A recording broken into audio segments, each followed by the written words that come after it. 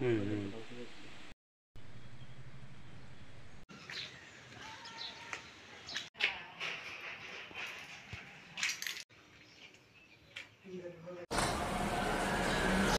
কি ছিল দিদি ওই দিন ঘটনাটা? ওই দিন আমার হাজব্যান্ড একটা জায়গা বিক্রি করছিল। হুম বিক্রি করার পর একটা লোক বলতে ছোট্টু মিয়া নামে একজন লোক দেখছিল, হুম যে লেনদেন করছিল, যে এটা দেখছিল।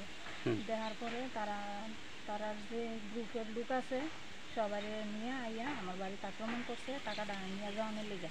আচ্ছা।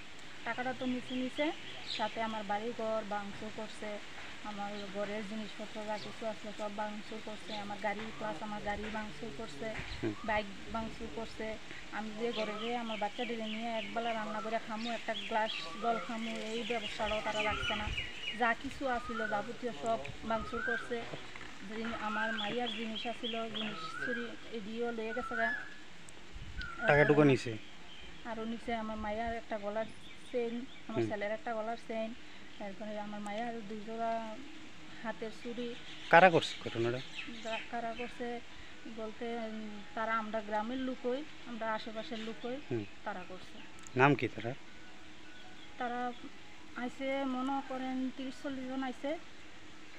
এর থেকে 5-6 জন বেশি অন্য অন্য লোকরা দাঁড়াই আছিল। 5-6 জন লোক আসলো, তারা আমরা ঘরের পাশেই তারা করছে। আচ্ছা, তার নাম কি এমনি জানেন? একজন হচ্ছে আক্তার হোসেন, তারপরে ফেরদৌস মিয়া, হুম। ছোটন মিয়া, কবির হোসেন, তারপরে আবুল খায়ের। আচ্ছা, তারা কি করে এমনিতে? তারা এমনি তো শুনছি তারা নাকি বিজেপির কি পদে আছে আমি সঠিক জানি না।